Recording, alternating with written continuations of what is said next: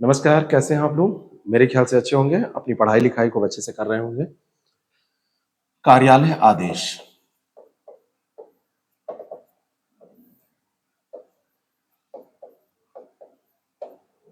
अंग्रेजी में इसको कहते हैं, कार्यालय का मतलब ऑफिस और आदेश का मतलब ऑर्डर। Office, order. कहीं कहीं पे ऑफिशियल ऑर्डर भी आपको लिखा मिलेगा, घबराइएगा नहीं। सबसे पहले देखेंगे कि कार्यालय आदेश होता क्या है, और जहां पर बात आती है क्या है, तो वहां पर दो चीजें हमने आपको बताई हैं। एक तो आपको लिखनी होती है यहां पर परिभाषा, कि इसको कैसे परिभाषित करते हैं, और दूसरी इनकी विशेषताएं। अगर प्रश्न में आपसे पूछा जाता है कि कार्यालय आदेश से क्या तात्पर्य है, तो आप दो चीजें बता के इसको बता सकते हैं। परिभाषा कैसे देंगे, क्या होता है कार्यालय आदेश? सबसे पहले हमको ये देख लेना चाहिए। कार्यालय आदेश जो होता है उसको परिभाषित आप करेंगे तो आप ये लिखेंगे कि कार्यालय के आंतरिक प्रशासन से संबंधित ये होता है, और इसके माध्यम से कार्यालय अधीनस्थ कर्मचारियों को नियमों, सूचनाओं, आदेशों, चेतावनी, अपील, स्थानांतरण, कार्यालय में आप होते हैं तो अवकाश की जरूरत पड़ती है। आप किसी से अवकाश लेते हैं, अपने अधिकारी से, आप अधीनस्थ हैं तो उससे अवकाश स्वीकृत कराएंगे, है ना। करेक्टर सर्टिफिकेट, जिसको चरित्र पंजिका कहते हैं, उसमें अगर खिलाफ टिप्पणी करनी है तो कार्यों का बंटवारा करना है, कोई नया पद सृजित करना है, नए पदों को स्वीकृति देनी है, या फिर दक्षता रोकने संबंधी कोई सूचना प्रेषित करनी है, तो उन सभी के लिए कार्यालय आदेश का प्रयोग किया जाता है। सबसे पहला जो पॉइंट है परिभाषा में, ये कहेंगे आप कि ये, अभी मैं लिखवा दूंगा, ये कार्यालय के आंतरिक प्रशासन से संबंधित होता है। सबसे महत्वपूर्ण बात है ये, कार्यालय के आंतरिक प्रशासन से ये संबंधित होता है, प्रशासन से संबंधित होता है। अब आंतरिक प्रशासन से संबंधित होगा यानी कि इसका कोई बाह्य अन्य कार्यालय पर इसका असर नहीं पड़ेगा, इसका प्रभाव नहीं पड़ेगा, और इसके माध्यम से जो भी बातें कही जाएंगी, चाहे वो कोई नियम हो, कोई भी नियम हो, चाहे कोई सूचना हो, चाहे कोई सूचना हो कार्यालय के संबंध में, सब कुछ कार्यालय के संबंध में होगा।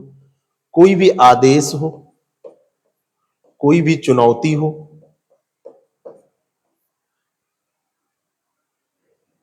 चाहे स्थानांतरण की बात हो, चाहे किसी अपील की बात हो,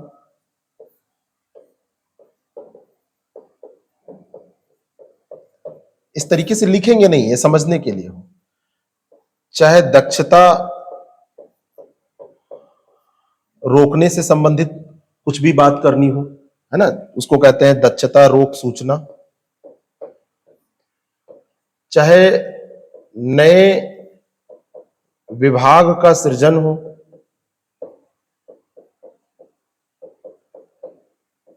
इन सभी कार्यों के लिए कार्यालय आदेश का प्रयोग किया जाएगा। साथ ही स्थानांतरण से संबंधित कोई बात करनी हो कार्यालय के अंतर्गत, तो स्थानांतरण भी इसी में आ जाएगा, लिख चुके हैं। इसी में चाहे अवकाश की स्वीकृत करने की बात हो तो वो भी इसी में आप लिखिए, अवकाश स्वीकृति, ये भी इसी के अंतर्गत करेंगे, है ना। चरित्र पंजिका में अगर खिलाफ टिप्पणी करनी है, जो कैरेक्टर बुक आपकी होती है, तो चरित्र पंजिका में खिलाफ टिप्पणी अगर आपको करनी है तब भी इसी का उपयोग किया जाएगा। कार्यालय की दिनचर्या में, जैसे कार्यालय में जैसे जो कार्य हो रहे हैं उसमें कामकाज का बंटवारा करना हो, किसके सुपुर्द कौन सा काम है, तो काम काज का बंटवारा करना हो, उसके लिए भी इसी का उपयोग करेंगे। इन सभी कार्यों के लिए हर एक कार्य के लिए आप इसी नए विभाग से की जगह पे अगर आप नए पद की बात कर देंगे, विभाग का मतलब है कार्यालय के अंतर्गत विभाग की बात है। कोई छोटा सा विभाग आपने एक सेक्शन बनाया है ना, अनुभाग बनाया है, आप शीर्ष पद पे बैठे हुए हैं, या कई कई बार नए पदों का सृजन होता है, तो इन सभी कार्यों के लिए इसका उपयोग किया जाता है। तो परिभाषा लिखिए, नोट करिएगा, कार्यालय के आंतरिक प्रशासन से संबंधित, या ऐसे लिखिए कार्यालय आदेश, कार्यालय आदेश फिर कॉमा, कार्यालय आदेश कार्यालय के आंतरिक प्रशासन से संबंधित होता है। इसके माध्यम से अधीनस्थ कर्मचारियों को नियमों, आदेश, सूचनाओं, चेतावनी, कॉमा, अपील, हर एक के बाद कॉमा रहेगा, अपील, स्थानांतरण,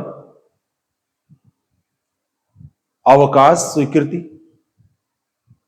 दक्षता रोक सूचना, चरित्र पंजिका में खिलाफ टिप्पणी, कामकाज का बंटवारा, नए पदों की स्वीकृति,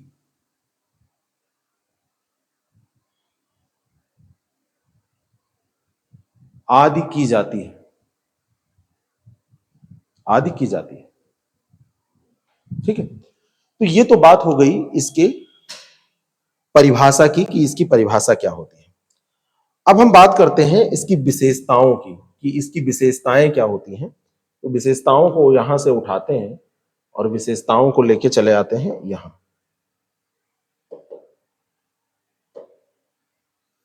ये आपकी विशेषताएं हैं, विशेषताओं को यहां से लीजिए और इसको ले आइए अलग, जिससे कि आप अपनी कॉपी में तो नहीं ला सकते लेकिन मैं ला सकता हूं। अब विशेषताएं आप नोट करिए, नोट्स आपको मिलेंगे। नोट्स की हुबहू भाषा कभी नहीं लिखनी है, चाहे वो नोट्स मेरे द्वारा दिए गए हैं, चाहे वो किसी अन्य संस्थान के हैं, किसी बुक के हैं, पुस्तक के, पुस्तकीय भाषा का प्रयोग भी नहीं करना है। आपको अपनी भाषा का प्रयोग इन शब्दावलियों के साथ करना है हमेशा। सबसे पहला प्रभाव क्या होगा? प्रभाव नंबर 1, विशेषताएं इसकी 1, मतलब विशेषता नंबर 1, विशेषता नंबर 1 इसके प्रभाव से संबंधित होगी कि इसका प्रभाव कार्यालय विशेष तक सीमित होता है। इसका प्रभाव कहां तक होता है? कार्यालय विशेष तक सीमित, कार्यालय विशेष तक सीमित। वर्तनी दोष बिल्कुल मत कीजिएगा, ये एक सबसे बड़ी इसकी विशेषता होती है कि इसका जो प्रभाव है वो कार्यालय विशेष तक सीमित होता है। यानी कि एक कार्यालय में जारी किया गया, मान लीजिए कि वो कृषि से संबंधित विभाग है या पीडब्ल्यूडी से संबंधित विभाग है या फिर किसी अन्य कार्य से संबंधित विभाग है, तो अगर उसके अंतर्गत जारी किया गया है तो उसी से संबंधित होगा, वहीं पर प्रभावी होगा। अलग इसका प्रभाव नहीं पड़ेगा कि चलो इस विभाग में जारी हुआ तो दूसरे विभाग में इसको जारी कर दो, क्योंकि आदेश है, क्योंकि आदेश है। तो इसलिए इसमें क्या होता है कि अगर इसका पालन नहीं किया जाएगा, इसका उल्लंघन किया जाएगा, तो चाहे एक शब्द लिखिए कि पालन ना करने पर, या दूसरा यहां पर लिख सकते हैं उल्लंघन करने पर। उल्लंघन करने पर यहां पर क्या होगा? अनुशासनात्मक कार्यवाही होगी, अनुशासनात्मक कार्यवाही होगी, अनुशासनात्मक कार्यवाही कर दी जाएगी, क्योंकि आदेश दिया गया था। यहां पर आपसे कोई रिक्वेस्ट नहीं की गई थी, आदेश दिया गया था, यानी कि उसको निश्चित तौर पर आपको करना था, उसका पालन करना था। ठीक है, सदैव कार्यालय या कार्यालयी प्रयोजनार्थ होता है, कार्यालयी प्रयोजनार्थ प्रयुक्त होता है, कार्यालय के लिए ही प्रयुक्त होगा। अब बहुत लोग कहेंगे हमारे घर में भी ऑर्डर ऐसे दिए जाते हैं, बाबा या जो बड़े पिताजी होते हैं वो ऐसे ऑर्डर देते हैं कि आज से ऐसा होगा। ठीक है, लेकिन यहां पर आप जो पढ़ रहे हैं, यहां पर ये ध्यान रखिएगा, ये सदैव सरकारी जो परियोजनार्थ है उसी के लिए प्रयुक्त होगा। और ये जो सरकारी कार्यालय है, इसको आप लिख सकते हैं कि सरकारी परियोजनार्थ ये प्रयुक्त होगा। तो कार्यालय ही तो आपने इसका लिख दिया है कि विशेष कार्यालय विशेष तक इसका प्रभाव रहता है, तो यहां पर आप लिखिए कि सरकारी परियोजनार्थ इसका प्रयोग किया जाता है, सदैव सरकारी परियोजनार्थ इसका प्रयोग किया जाता है। अगला जो बिंदु है महत्व का, वो ये है कि इसका जो विषय होता है वो कैसा होता है। हमेशा क्या, क्योंकि आदेश है तो विषय जो होगा, इसका विषय आदेश परक होगा,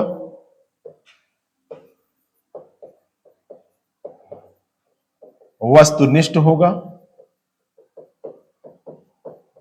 वस्तुनिष्ठ होगा, आदेश परक होगा, वस्तुनिष्ठ होगा और यथासंभव संक्षिप्त होगा। यथासंभव संक्षिप्त होता है।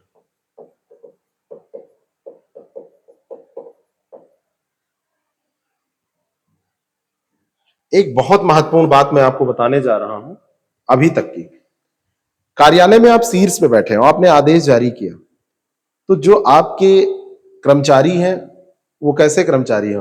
वो गजेटेड ऑफिसर नहीं है, वो अराजपत्रित कर्मचारी है। तो इसका प्रयोग किसके लिए होगा? इसका प्रयोग अराजपत्रित कर्मचारियों के लिए होता है। अराजपत्रित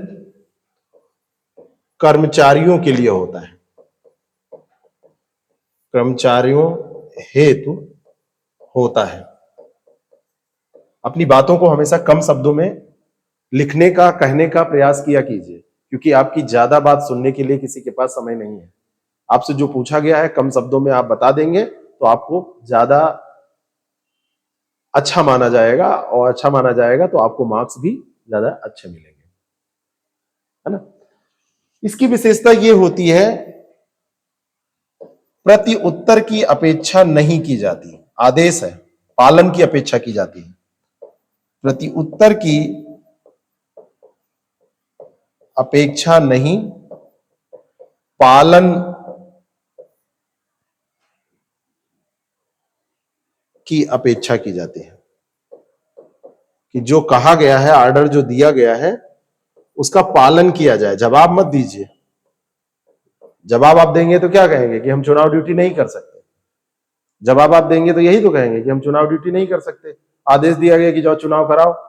जवाब आप देंगे तो आप कहेंगे कि हम फला ड्यूटी पे नहीं जा सकते। आपसे पूछा ही नहीं जा रहा है। आपसे पूछा कहां जा रहा है भाई?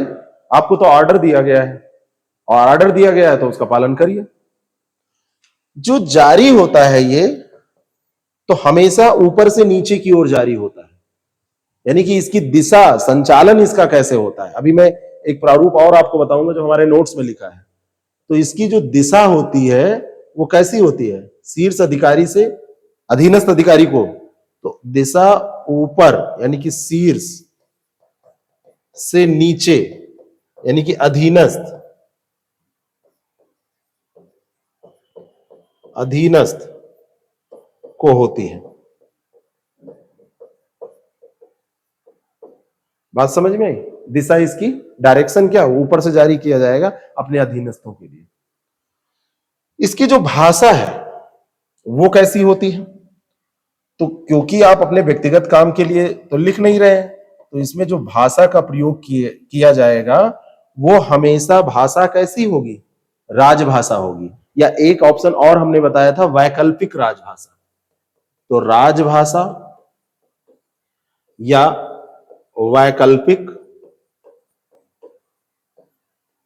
राजभाषा में लिखा जाता है या इस भाषा का प्रयोग किया जाता है। बात समझ में? और किस शैली में लिखा जाएगा अगर आपसे पूछ लिया जाए तो शैली कैसी होगी? अभी उदाहरण में आपको समझ में आएगी। उत्तम पुरुष में इसको लिखा जाएगा। शैली कैसी होगी? उत्तम पुरुष, जिसको आदेश दिया जा रहा है उसी के लिखा जा रहा है। तो उत्तम पुरुष शैली में, उत्तम पुरुष शैली में लिखा जाता है।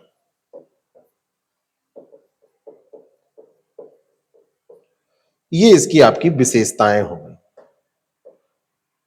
कहीं पर भी आपसे पूछा जाए कार्यालय आदेश से क्या तात्पर्य है, परिभाषा लिखिए और इन विशेषताओं को वहां पर लिख दीजिए, आपको मार्क्स मिल जाते हैं। तीसरी चीज है कि इसका महत्व क्या होता है। आप कार्यालय आदेश को किस लिए जानते हैं? तो कार्यालय आदेश कार्यालय के भीतर सूचनाओं का क्या करेगा? संप्रेषण करेगा, है ना? तो महत्व यह होता है, इधर महत्व कर दे, एक ही पेज में सारा हो जाए। तीसरी चीज इसकी है महत्व।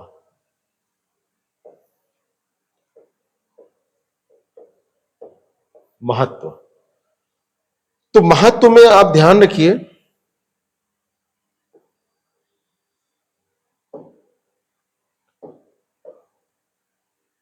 क्या महत्व हो जाएगा? सबसे पहला महत्व आप बताइए जो आपको समझ में आया। तो मैं अगर आपसे पूछूं तो आप निश्चित तौर पर यह कहेंगे कि कार्यालय स्तर पर शीघ्र सूचना प्रेषित की जा सकती है ना? कार्यालय स्तर पर शीघ्र सूचना प्रेषण का माध्यम, सूचना प्रेषण का माध्यम होता है। दूसरी बात आप क्या कह सकते हैं? कार्यालय में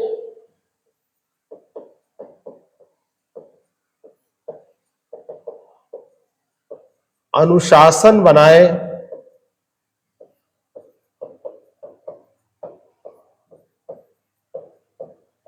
रखने का माध्यम होता है।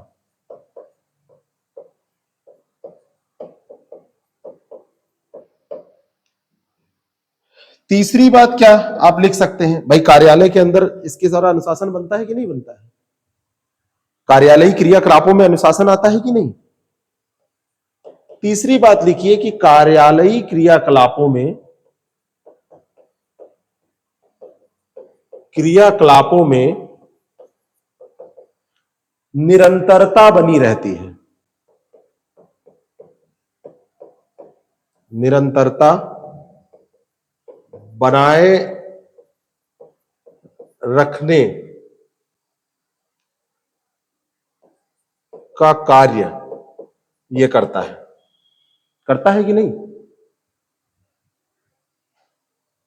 कह सकते हैं कार्यालय स्तर पर तीव्र, सार्थक,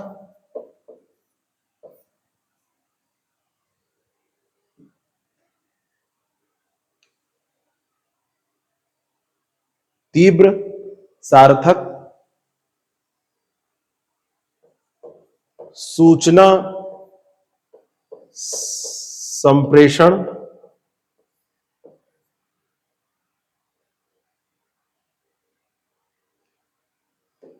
का आधार होता है।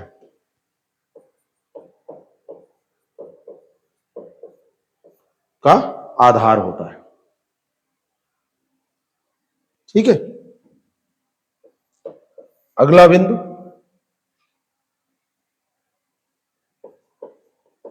संक्षिप्त होने के कारण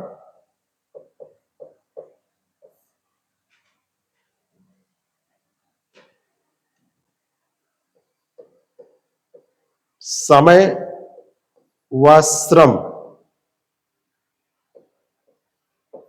की बचत होती है। लिखने में भी इसमें कम श्रम लगेगा और पढ़ने में भी कम श्रम लगेगा, तो श्रम भी बचेगा और समय भी बचेगा। इसका ये महत्व है।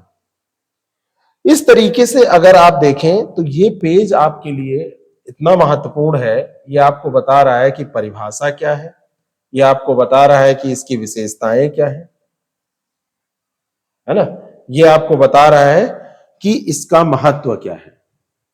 इस पूरे पेज से ये आपका स्पष्ट हो जाता है। ये पेज साथ में नोट्स आपको मिल जाएगा। ठीक है।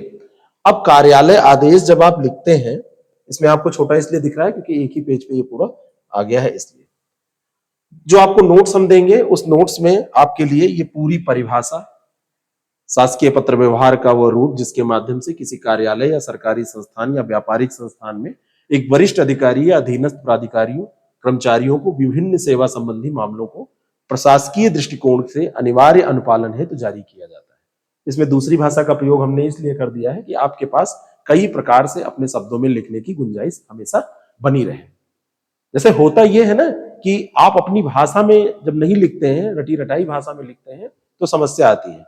पेपर जब आप देके आते हैं, सारी कॉपियां एक जैसी आंसर आप मिलती हैं, तो एग्जामिनर सोचता है कि अरे इसमें कुछ नयापन नहीं है। लेकिन जब अपनी भाषा में आप लिखेंगे तो दोनों को मिला के, अब जब आपकी प्रैक्टिस स्टार्ट हो रही है, एक क्वेश्चन नोट करिए, लिखिए कार्यालय आदेश से क्या तात्पर्य है।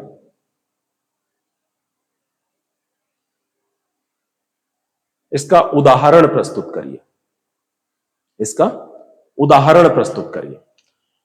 ठीक है, अभी मैं आपको बता रहा हूं। और इसमें हमने विशेषताएं भी दी हैं, और यहां पर जो विशेषताएं हमने दी हैं, इन विशेषताओं को हमने बिल्कुल उसी फॉर्मेट में लिखा है जैसे पहले के दो लेटर आपको बताए हैं, सरकारी पद और अर्ध सरकारी पद। वो दोनों अगर आपको समझ में आ गए हैं तो सरकारी अर्ध सरकारी समझने के बाद कार्यालय आदेश आप समझ लीजिए। फिर हम परिपत्र बताएंगे तो उसमें कुछ रहेगा नहीं। परिपत्र तो बिल्कुल आसानी से आपका हो जाएगा, वो जब हम बताएंगे बिल्कुल आसान होगा। तो संचालन, विषय वस्तु, भाषा शैली, प्रारूप, संबोधन, समापन और महत्व, है ना। अब इसमें संबोधन समापन नहीं प्रयुक्त होता है, तो जो नहीं प्रयुक्त होता है, अभाव पाया जाता है, उसको लिखने की बहुत ज्यादा जरूरत नहीं होती है। फिर भी अगर आपके पास शब्द कम पड़ रहे हैं तो आप लिख देंगे। प्रारूप हमने बताया कि निश्चित, प्राय नियत और औपचारिक होता है, तो ये कॉमन बात है। इसकी भाषा शैली आदेशात्मक और उत्तम पुरुष के रूप में होती है, ये सारी बात है। और महत्व भी हमने इसमें और बता दिया है। अब हम सबसे पहले देखते हैं इसके ड्राफ्ट को, कार्यालय आदेश का जो ड्राफ्ट है, जो नमूना है, उसको देखने की कोशिश करते हैं। और अगर वो ड्राफ्ट आपको समझ में आ गया तो उदाहरण भी आप आसानी से लिख देंगे। तो सबसे पहले हम ड्राफ्ट पे चलते हैं, कार्यालय आदेश का जो नमूना है या ड्राफ्ट है। ठीक है, चलिए।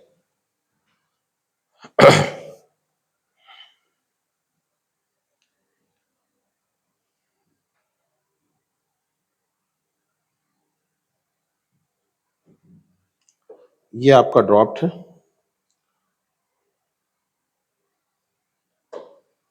ये ड्राफ्ट है। सबसे पहले जब आप कार्यालय आदेश लिखेंगे तो कार्यालय आदेश में आपको ऊपर एक हेडिंग डालनी है, और उस हेडिंग में आपको लिख देना है कार्यालय आदेश। सिंपल सी बात है। आपको क्या लिखना है? कार्यालय आदेश। कार्यालय आदेश का ये आप ड्राफ्ट लिख रहे हैं तो प्रारूप, नमूना, ड्राफ्ट ब्रैकेट में आप चाहें तो वहां पर लिख दें। फिर इसका जो ड्राफ्ट है यहां से शुरू होता है, ये बहुत इंपॉर्टेंट है, इसको समझने की कोशिश कीजिएगा और याद कर लेना है इसी समय। इसको थोड़ा सा मैं और बड़ा कर देता हूं जिससे कि आपको देखने में कोई दिक्कत ना हो। सबसे पहले कार्यालय आदेश, उसके बाद में आप लिखेंगे विभाग डॉट डॉट डॉट, अनुभाग, संख्या, कार्यालय आदेश संख्या होती है, दिनांक और स्थान की बात यहां पर आती है, कहीं कहीं स्थान आगे भी लिखा मिलेगा आपको। ठीक है, और उसके नीचे कभी कभी ये कार्यालय आदेश संख्या भी होती है। ये इसका ड्राफ्ट होता है। ऊपर यहां पर जो संख्या लिखी हुई है और यहां पर कार्यालय आदेश संख्या, कई बार आपको दोनों नहीं मिलेगी, आपको एक मिलेगा। तो आप यहां पर इस संख्या को, इस कार्यालय आदेश संख्या को हटा भी सकते हैं। इन सारी चीजों को एक अलाइनमेंट में आप लिखेंगे। सबसे जो बेसिक बात है, आप यहां पर बिल्कुल एक अलाइनमेंट में ऐसे लिखते जाएंगे, विभाग, अनुभाग, स्थान, दिनांक, दिनांक और स्थान इसमें ऐसे अंतर पाया जाता है। कभी कभी स्थान पहले होता है, दिनांक बाद में होता है, और कभी कभी ऐसा होता है कि पहले आपका स्थान लिख दिया, दिनांक लिख दिया जाता है, फिर स्थान। ये अलग अलग लेटर में आपको ऐसे मिलेगा। तो दिनांक, स्थान और ये कार्यालय आदेश संख्या, इस संख्या को आप हटा भी सकते हैं, कोई दिक्कत नहीं है, लेकिन किसी किसी किताब में आपको ऐसे लिखा हुआ मिलता है। तो तीन चीजें तो यहां पर बिल्कुल निश्चित है। एक तो आप लिखेंगे विभाग, दूसरा लिखेंगे कि विभाग के किस अनुभाग से जारी हुआ है, फिर आप यहाँ पे स्थान लिख देंगे, स्थान के बाद में आप यहाँ पर दिनांक लिख देंगे, और फिर यहाँ पर लिख देंगे कार्यालय आदेश संख्या, है ना, कार्यालय आदेश संख्या। यही वाली संख्या रहने दीजिए, इसको चाहे हटा दीजिए और चाहे ये। जब आप प्रारूप बनाएंगे तो आप इसी को रखेंगे, है ना। अनुभाग में कई बार जो लेटर जारी होता है उसकी संख्या डाली जाती है, ठीक है। एक बार फिर से मैं इसको क्लियर करता हूं, विभाग, अनुभाग, और फिर यहां पर आप लिखिए कार्यालय आदेश संख्या। वहां पर हेडिंग नहीं रहती, सीधे संख्या लिख दी जाती है। ऐसे संख्या आप लिखेंगे नहीं, यहां पर अनुभाग में लिखेंगे, मान लीजिए कि वो है नियुक्ति अनुभाग, स्थानांतरण अनुभाग, है ना, इस तरीके से रहता है। तो विभाग, अनुभाग, और यहां पर संख्या, और संख्या के बाद में स्थान, और स्थान के बाद में यहां पर दिनांक। ये प्रारूप आप लेके चलेंगे। इतनी चीजें तो निश्चित तौर पर इसमें रहेंगी। कोई भी यहां पर संबोधन नहीं होता है, कोई भी यहां पर संबोधन नहीं होता है। आप सीधे शुरू करते हैं, है ना, आप सीधे शुरू करते हैं और एक यहां पर हेडिंग डालते हैं कार्यालय आदेश, और इस कार्यालय आदेश की हेडिंग को आप अंडरलाइन करते हैं क्योंकि यहां से कार्यालय आदेश शुरू हो रहा है। ये कार्यालय आदेश आपने इसलिए हेडिंग डाली थी क्योंकि आप उत्तर दे रहे हैं कि कार्यालय आदेश का प्रारूप, नमूना और ड्राफ्ट हम लिखने जा रहे हैं। लेकिन ये कार्यालय आदेश विभाग, अनुभाग, संख्या, स्थान और दिनांक लिखने के बाद यहां से शुरू हो रहा है, तो इसको लेके अंडरलाइन कर देंगे, ठीक है। अब यहां पे मान लीजिए कि किसी व्यक्ति विशेष को एक आपको आदेश जारी करना है। कई बार व्यक्ति विशेष को जारी होगा, कई बार ऐसा होगा कि कई लोगों को एक साथ जारी होगा, कई बार ऐसा भी होगा पूरे कार्यालय को एक साथ जारी होगा। लेकिन कार्यालय के राजपत्रित अधिकारी को नहीं जारी होगा, उसको कॉपी भेजी जाएगी, है ना, उसको कॉपी, प्रतिलिपि आवश्यक कार्यवाही एवं सूचना हेतु प्रेषित, सूचना एवं आवश्यक कार्यवाही हेतु प्रेषित, ऐसे लिख दिया जाएगा।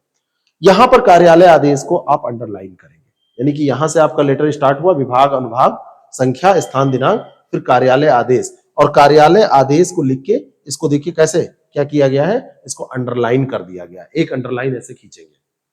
अब मान लीजिए कि ये आदेश किसी व्यक्ति को जारी किया जा रहा है, एक सामान्य सा मैं प्रारूप आपको बता रहा हूं, तो इस आदेश को कैसे आप लिखेंगे, इसको मिटा देते हैं जिससे कि आपको कंफ्यूजन ना हो।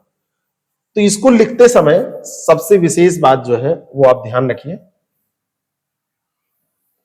मान लीजिए किसी व्यक्ति को जारी किया जा रहा है, तो अलाइनमेंट देखिएगा, शुरुआत करेंगे थोड़ा सा इधर यहां बढ़ के, जो शुरुआत कर रहे हैं वो यहां से ऐसे कर रहे हैं, थोड़ा सा दबा हुआ। जैसे आप बुक में देखते हैं जब पैराग्राफ शुरू होता है तो थोड़ा सा आगे से नहीं होता है, बुक में पैराग्राफ थोड़ा सा ऐसे दबा के उसको शुरू किया जाता है राइट साइड में, क्योंकि आप लेफ्ट से लिखते हैं देवनागरी लिपि को। लिखेंगे श्री आबासा कोई है, श्री ... को आदेशित किया जाता है कि, इतनी लैंग्वेज लिख देंगे आपके ड्राफ्ट में, नमूना में, आदेशित किया जाता है कि, फिर यहां पे मैटर रहेगा, ... पूरा ऐसे बनाते चले जाएंगे, फिर यहां पे ... 2-3 लाइन डॉट कर देंगे, और जो अंतिम लाइन जहां पे फुल स्टॉप लगाएंगे उसको पूरा नहीं ले जाएंगे, यहां से यहां जहां भी पूरा नहीं ले जाएंगे, और यहां पर इसको फुल स्टॉप लगा देंगे, पूर्ण विराम लगा देंगे। अब एक बात आपकी कंप्लीट हुई, और इसी जहां से ये शुरू हुआ था इसी अलाइनमेंट में, ये बताने के लिए मैं आपको खींच रहा हूं, तो इसी से पॉइंट नंबर 2 डालेंगे, तत्काल प्रभाव से उक्त का अनुपालन सुनिश्चित करें। आदेश है ना, तो यहां पे लिख दिया गया तत्काल प्रभाव से उक्त का अनुपालन सुनिश्चित करें, आदेश दिया जा रहा है। और फिर यहां पर कोई वैसा कुछ नहीं रहेगा, नाम वगैरह कुछ पहले नहीं, पहले आप सॉरी भौतिक या समापन शब्द कोई नहीं रहेगा, यहां पर आप हस्ताक्षर करेंगे, नाम रहेगा ब्रैकेट के अंतर्गत, और पद, मान लो सचिव लेवल से जारी किया जा रहा है, उप सचिव लेवल से जारी किया जा रहा है, कोई जारी कर रहा है तो उसका पद नाम रहेगा, यहां पे नाम रहेगा और उसका हस्ताक्षर। यहां पे भवदीय, भवनिष्ठ जैसे शब्द जो आपने पहले इस्तेमाल किए थे वो कोई शब्द यहां पर नहीं रहेंगे। अब दूसरी बात है कि ये जारी तो किया गया इनके द्वारा, ठीक है, लेकिन आज्ञा से, और मैंने आपको बताया है कि आज्ञा से जो होता है वो छोटा होता है। पद में यहां से जो जारी कर रहा है ये इनके बिहाफ पे जारी कर रहा है, तो आज्ञा से किसने आज्ञा दी है, तो एक यहां पर आज्ञा से, और सेम वही यहां पर तो आपने नहीं लिखा कुछ भी, लेकिन यहां जब आज्ञा से लिखेंगे तो आज्ञा से लिखने में ऐसे लिख के हस्ताक्षर नाम पदनाम, यानी कि किसकी आज्ञा से ये जारी किया गया है। मान लीजिए ये संयुक्त सचिव के द्वारा जारी किया गया है और यहां पर ये सचिव ने जारी किया है, ठीक है, तो ये सचिव है और ये संयुक्त सचिव है। बात समझ में आ रही? आज्ञा से छोटा है और ये जो है ये बड़ा पद होता है। फिर आप क्या करेंगे, यहां पर देखिए, प्रतिलिपि निम्न को सूचनार्थ एवं आवश्यक कार्यवाही हेतु प्रेषित। पॉइंट नंबर 1 किसको दी गई है, पॉइंट नंबर 2, यानी कि जिसको दी गई है उसको यहां पे जिक्र करना है, लेकिन उसमें कुछ लिखना नहीं है, बस प्रतिलिपि निम्न को सूचनार्थ एवं आवश्यक कार्यवाही हेतु प्रेषित। तो यहां पे पॉइंट 1 और 2 डाल देंगे और इस तरीके से आपका ये ड्रॉप जो है ये पूरा हो गया। ये जो आपका नमूना था या आपका प्रारूप था या ड्रॉप था ये पूरा हो गया। इसी ड्रॉप को बना देंगे। तो हमने प्रश्न आपसे किया था कि कार्यालय आदेश से क्या तात्पर्य है और उसका एक उदाहरण दीजिए, तो उदाहरण में ड्रॉप नहीं बनाएंगे। जब कहा जाएगा लिखित प्रारूप बनाइए, तो चाहे लिखित प्रारूप पूछे, क्योंकि प्रारूप लिखित ही होता है, तो यही बनाएंगे लिखित प्रारूप। चाहे आपसे पूछे प्रारूप तो आप यही बनाएंगे। चाहे आपसे कहे कि एक ड्राफ्ट बना के दिखिए, इस पेपर का नाम ही, मतलब इस खंड का नाम ही ड्राफ्टिंग कह दिया जाता है, ड्राफ्ट बनाइए, या आपसे कह दिया जाए कि नमूना प्रस्तुत करिए, तो आप इसी को प्रस्तुत कर देंगे, आपका काम हो जाएगा। लेकिन जब आपसे प्रश्न पूछा जाएगा कि एक उदाहरण प्रस्तुत करिए, तो उदाहरण में इसको नहीं लिखेंगे, उदाहरण में क्या लिखेंगे उसको मैं आपको बताता हूं। ये देखिए यहां पर उदाहरण है, कार्यालय आदेश का ये उदाहरण है, ये आपके नोट्स का ये उदाहरण है, ये आपको वहां पर मिल जाएगा। बिल्कुल परेशान मत होइएगा किसी भी तरीके से कि आप कैसे लिखेंगे क्या करेंगे, नोट्स में मिल जाएगा। यहां पर सीखने की कोशिश करिए, जो भी समझ में नहीं आएगा उसको हमसे पूछ लीजिएगा। सबसे जरूरी बात यह है कि आपको जो समझ में ना आए वो हमसे तुरंत पूछिए आप, है ना। ग्रुप में आप मैसेज कर दीजिए कि ये समझ में नहीं आया है, हमारे पर्सनल नंबर पे आप पूछ लीजिए, जैसे भी आपको, लेकिन फालतू क्वेश्चन नहीं, समझने के बाद प्रश्न होने चाहिए, समझने के बाद, पढ़ने के बाद, ठीक है। अब देखिए यहां पर ये एक उदाहरण हमने आपको दिया है, और उदाहरण भी आपको मैं ग्रुप में दे दूंगा, समय आने पे धीरे धीरे आपको मिलता रहेगा। कार्यालय आदेश, लोक सेवा आयोग उत्तर प्रदेश, अनुभाग 5, संख्या भी देखो इसमें पड़ी हुई है, दिनांक भी इसमें पड़ा हुआ है, स्थान भी लिखा है, और कार्यालय आदेश संख्या भी लिखी हुई है। तो कई लेटर कहीं से जारी होंगे तो उसमें संख्या और कार्यालय आदेश संख्या दोनों होगी, और दोनों अलग अलग होगी, ये भी जान लीजिए, इसमें दोनों अलग अलग भी होती है। तो नॉर्मली एक संख्या तो कार्यालय आदेश संख्या रहेगी ही, कहीं कहीं पर आपको ये दोनों चीजें मिलेंगी। तो कम से कम कार्यालय आदेश संख्या तो लिखना ही है, बाकी दोनों लिख देंगे तो कोई गलत नहीं है। इसीलिए मैंने वहां पे ऑप्शन भी आपको दे दिया है कि हो सकता है कि आपको लगे कि दो दो संख्या क्या है, ऐसे लेटर भी आप हमको दिखा सकते हैं, तो ऐसा है। फिर कार्यालय आदेश लिखेंगे, कार्यालय आदेश में अंडरलाइन एक नीचे करेंगे, अंडरलाइन आपने कर दिया। फिर देखिए एक उदाहरण हम यहां पे प्रस्तुत कर रहे हैं कि एतत् द्वारा, ऐसी लैंग्वेज होती है, ऐसी भी एक लैंग्वेज होती है, एतत् द्वारा सूचित किया जाता है कि सम्मिलित राज्य प्रवर अधीनस्थ सेवा परीक्षा 2022-24, है ना, 23, जो भी आप लिखे, 19 यहां पे लिखा है, इसका आयोजन दिनांक ... दिन ऐसे लिखा है रविवार, क्योंकि लगभग रविवार को सुनिश्चित होती है, तो आप रविवार लिख सकते हैं। दिनांक ... को होना सुनिश्चित है। परीक्षा की समुचित व्यवस्था के लिए, यहां पर आप कोई दिनांक भी डाल देंगे तो कोई दिक्कत नहीं है, बस जिस डेट को हो रही है वही मत डालिएगा, कुछ इधर उधर डाल देंगे, क्योंकि आप उदाहरण प्रस्तुत कर रहे हैं तो कोई समस्या नहीं है, ठीक है। को होना सुनिश्चित है। परीक्षा की समुचित व्यवस्था के लिए कार्यालय के समस्त कर्मचारियों को उक्त परीक्षा से संबंधित कार्य से संबद्ध किया जाता है, यानी कि ये जो परीक्षा है इसके संबंध में कार्य करना पड़ेगा, तो उससे संबद्ध किया जाता है। इतना शॉर्ट में बिल्कुल संक्षिप्त भाषा का प्रयोग करेंगे, और फिर पॉइंट नंबर 2 डालेंगे कि प्रत्येक कर्मचारी को उसके कार्य विषयक सूचना परीक्षा अनुभाग द्वारा यथासमय उपलब्ध करा दी जाएगी। भाई एक तो यहां पर कहा गया कि कार्य से संबद्ध किया जाता है, तो कार्य क्या है, तो अगला 2 नंबर पॉइंट, 1 नंबर पॉइंट नहीं होगा, डायरेक्ट 2 नंबर पॉइंट आएगा और वहां पर लिख दिया जाएगा कि प्रत्येक कर्मचारी को उसके कार्य विषयक सूचना परीक्षा अनुभाग के द्वारा यथासंभव उपलब्ध करा दी जाएगी। हस्ताक्षर किसने जारी किया, अनुभाग अधिकारी ने, और आज्ञा से भी देखिए यहां पे सेम व्यक्ति है, तो अगर दोनों सेम भी हैं तो कोई दिक्कत नहीं है, अलग अलग भी हो सकते हैं। हो सकता है कि आज्ञा से यहां अनुभाग अधिकारी हो और यहां पर सचिव लिखा हो, तो अगर दोनों अलग अलग होगा तो यहां पे काखागा तो यहां पे आबासा, और अगर एक ही है तो दोनों में काखागा ही लिखेंगे क्योंकि एक ही व्यक्ति के द्वारा किया जा रहा है। और प्रतिलिपि किसको भेजी गई है, प्रभारी अधिकारी विविध अनुभाग लोक सेवा आयोग उत्तर प्रदेश, उनको भेज दी गई।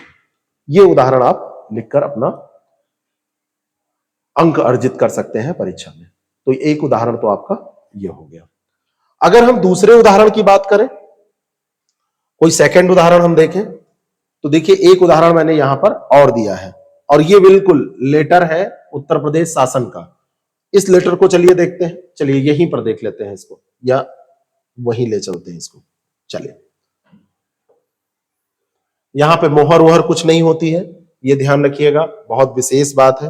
पता चले कि आप मोहर वोहर भी लिख दें इसमें, बना दें, तो ऐसा कोई मोहर वोहर का प्रावधान इसमें नहीं होता है।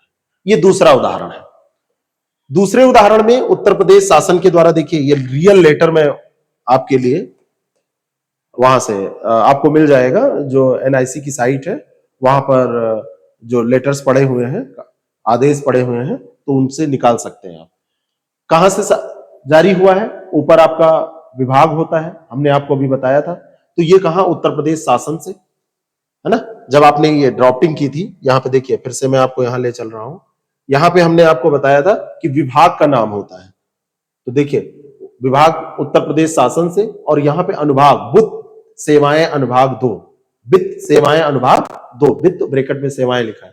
और ये देखिए यहां पर संख्या पड़ी है, संख्या में 76/2020 S2 1916 बटे यानी आब्लिक 10 2020 यानी 2020 डैश 88 का ब्रैकेट में 2, ऐसे ही लिखी रहती संख्या 2017, और यहां पे लखनऊ स्थान लिखा है और दिनांक लिखा हुआ है। हर एक विभाग का थोड़ा बहुत अंतर आपको मिलेगा। देखिए यहां पर 2 संख्या आपकी नहीं मिली, तो दोनों तरीके से ही लिखा जाता है। कार्यालय आदेश लिख के अंडरलाइन किया गया है, फिर कहा गया है श्री अजय प्रताप सिंह वित्त नियंत्रक मेडिकल कॉलेज कानपुर नगर को कार्यालय आदेश संख्या फला दिनांक इतने के द्वारा प्रदत्त निदेशक वित्त उत्तर प्रदेश आयुर्विज्ञान विश्वविद्यालय सैफई इटावा के अतिरिक्त प्रभार से मुक्त करते हुए उनके स्थान पर, इसको थोड़ा सा और बड़ा कर देते हैं क्योंकि वो तो आप समझ ही जाएंगे, पढ़ना भी जरूरी है ना। अतिरिक्त प्रभार से मुक्त करते हुए उनके स्थान पर उत्तर प्रदेश वित्त एवं लेखा सेवा समूह का के अधिकारी श्री प्रदीप कुमार मुख्य वित्त एवं लेखा अधिकारी उत्तर प्रदेश आयुर्विज्ञान विश्वविद्यालय सैफई इटावा को एतद द्वारा उनके अपने कार्यों के साथ साथ नियमित नियुक्ति होने अथवा अग्रिम आदेशों तक निदेशक वित्त उत्तर प्रदेश आयुर्विज्ञान विश्वविद्यालय सैफई, यानी वहां का जो कार्यभार है वो चेंज किया जा रहा है, इटावा के पद पर अतिरिक्त प्रभार प्रदान करने की सहर्ष स्वीकृति श्री राज्यपाल प्रदान करते हैं, और इसके लिए उन्हें कोई अतिरिक्त वेतन या भत्ते दे नहीं होंगे। यहां पर शर्त भी लिख दी गई, ऐसा ना हो कि बाद में वो कहे हम डबल काम कर रहे हैं तो हमको देना चाहिए, आपको डबल वेतन भत्ता, ऐसा कुछ, मतलब वेतन डबल मिलना चाहिए, ऐसा आप कुछ नहीं, अतिरिक्त वेतन भत्ते की मांग नहीं कर सकते। फिर पॉइंट नंबर 2, अब मेरे नियम के अनुसार, मेरे हिसाब से ये यहां से शुरू होना चाहिए, लेकिन ये लेटर ऐसे जारी किया गया, यहां से लिख दिया गया है, श्री प्रदीप कुमार को निर्देशित किया जाता है कि वे अतिरिक्त प्रभार के पद का कार्यभार तत्काल ग्रहण कर कार्यभार प्रमाणक शासन एवं निदेशक कोषागार उत्तर प्रदेश लखनऊ को उपलब्ध कराया जाना सुनिश्चित करें। ऐसी भाषा होती है, 2-4-10 लेटर पढ़ लेंगे, सब समझ में आ जाएगा। संख्या यहां पर लिख दी गई फिर से, और लिख दिया गया प्रतिलिपि निम्नलिखित, वही संख्या जो ऊपर लिखी है यहां पर भी लिख दिया जाता है, तद दिनांक लिख दिया जाता है। प्रतिलिपि निम्नलिखित को सूचनार्थ एवं आवश्यक कार्यवाही हेतु प्रेषित किसको किसको दी गई है, ये बात यहां पर की गई है, किसको किसको ये दी गई है, तो एक पूरी लिस्ट है, अपर मुख्य सचिव को दी गई है ना। भाई बताया तो जाएगा ना, अलग अलग विभाग में इसको बताया तो जाएगा ना कि ऐसा हुआ है, तो कुलपति को दी गई है, निदेशक कोषागार निदेशालय उत्तर प्रदेश लखनऊ को, अपर निदेशक को दी गई, प्रधानाचार्य मेडिकल कॉलेज कानपुर नगर को दी गई है। भाई उनके पास पद था, उनके यहाँ पे कोई कार्य कर रहा है, उसके पास अतिरिक्त प्रभार था तो उनको भी सूचना दी गई। अजय प्रताप सिंह को दी गई है और प्रदीप कुमार को भी दी गई है, और एक गार्ड फाइल बना के ये भी रखा गया है। तो इतना लिखने की जरूरत आपको नहीं है। और यहां पर विशेष सचिव के द्वारा ये जारी किया गया है, प्रकाश बिंद इनका नाम है, यहां पर इनका हस्ताक्षर हो जाएगा। और आज्ञा से ये विद्या कुमार, ये अनुसचिव है। ये पद देखिए, आज्ञा से वाला छोटा पद है, ये पद जो होता है ये छोटा होता है और ये पद बड़ा होता है, क्योंकि ये विशेष सचिव है और ये अनुसचिव है। तो इनको आज्ञा से यहां पर आपने लिख दिया और आपका ये लेटर पूरा हो। ओरिजिनल लेटर है जो उत्तर प्रदेश शासन के द्वारा इसको प्रयुक्त किया गया है इस विषय में, वित्त विभाग का ये लेटर है। ठीक है, तो इस तरीके से आप लिख देंगे। तो एक प्रश्न नोट करिए, कार्यालय आदेश को परिभाषित करते हुए उसका महत्व बताइए,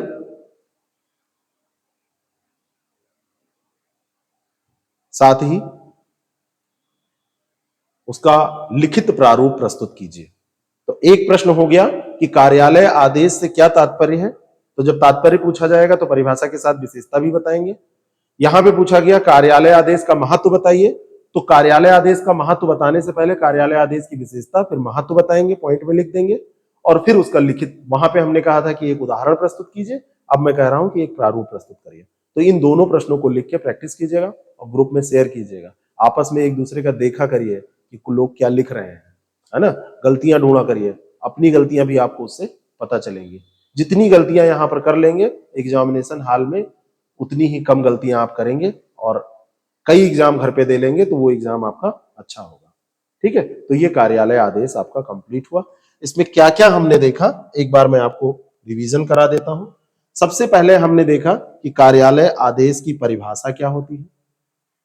कार्यालय आदेश की परिभाषा के बाद में हमने उसकी विशेषताएं देखी।